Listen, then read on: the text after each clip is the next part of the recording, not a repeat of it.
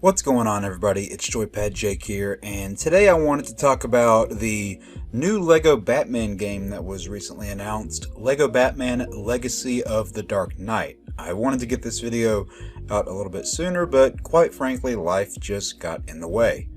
Now, I'm going to post an image up here that shows some details about the game, while I just have footage from various LEGO games where it's just free roaming around, so you guys have something to look at.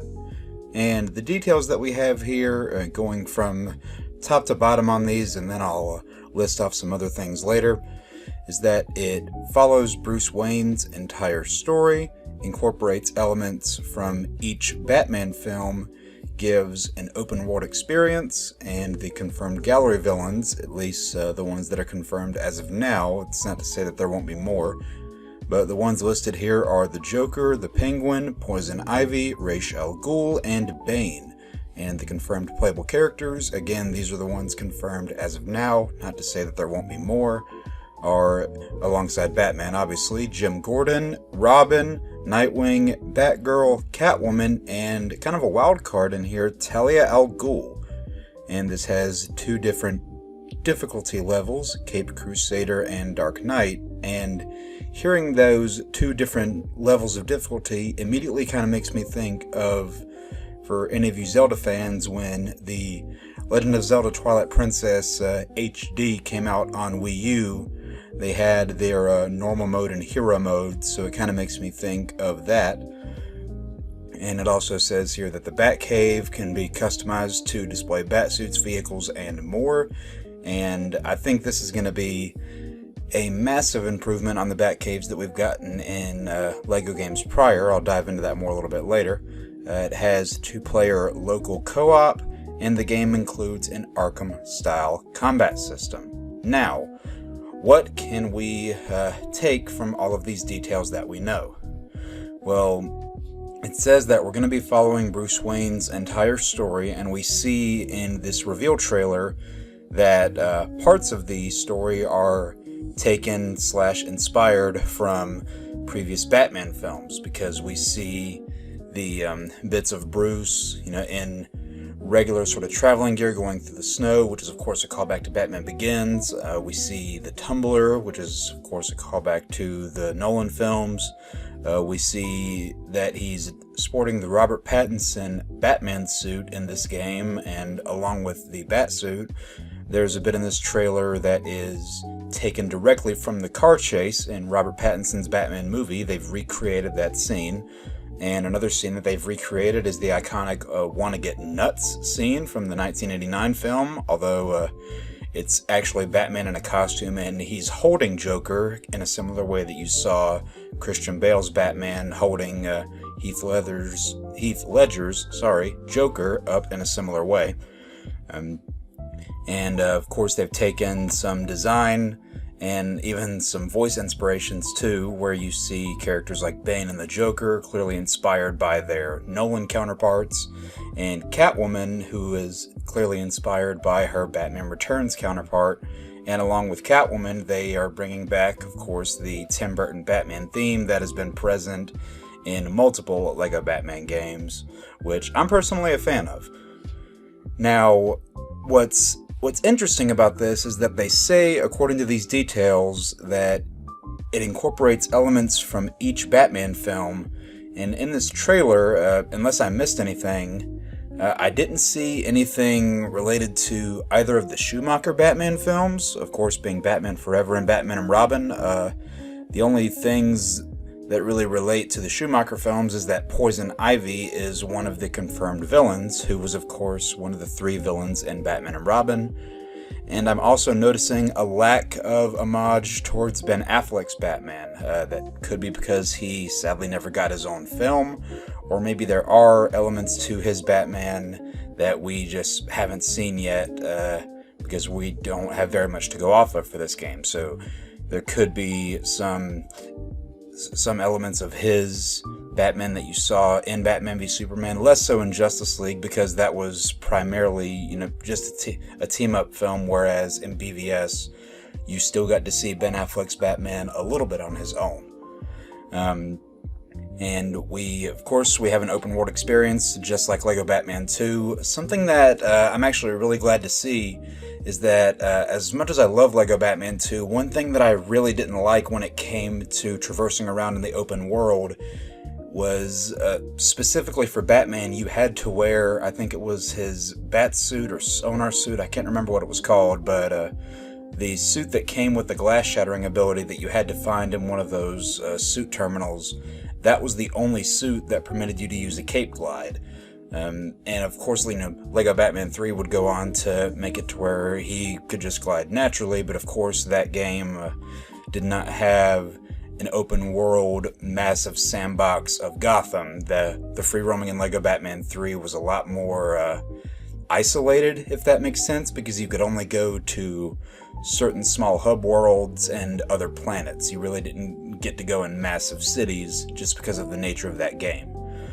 And one of the things I'm really interested in this for this game is the customizable batcaves, because we've seen batcaves in previous Lego Batman games, specifically Lego Batman 3, where it's just chock full of Easter eggs for different generations of Batman fans. It's got a lot of Easter eggs in there from TAS, some stuff from the Nolan films, stuff from the Keaton movies, and even what I thought was really cool is that it had the massive tank mobile that you would later see in the Arkham Knight video game, even though said game hadn't come out at the time, which I thought was just a really cool way of kind of teasing what was to come there. And if we get a Batcave system in this that offers the same amount of world building and homages, but one that we can fully customize, I would really like to see that, because I can't really think of a Batman game off the top of my head, and maybe you guys can think of one that I'm just not mentioning,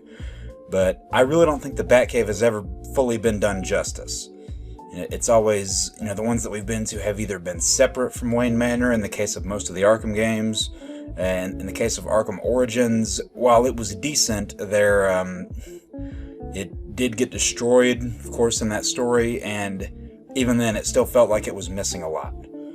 So I'm definitely curious to see what sort of customization the Batcave offers, and also what sort of suits we can display. And you guys, in case this wasn't clear already, with all the different costumes that are going to be coming into this game, I'm definitely going to do costume rankings and such for this, just like I did for all of the suits in the Arkham series. So all of you guys that liked that, it's definitely going to be coming back in full force. And speaking of the Arkham series, we see that this game has got kind of an Arkham-style traversal system, as well as Arkham-style combat, where it's more than just, trading punches. There's actual takedowns. I'm curious to see how they'll incorporate gadgets, because, granted, these have been Lego games. The combat in these hasn't exactly had a whole sophisticated system dedicated to it, and I didn't really expect them to in the past.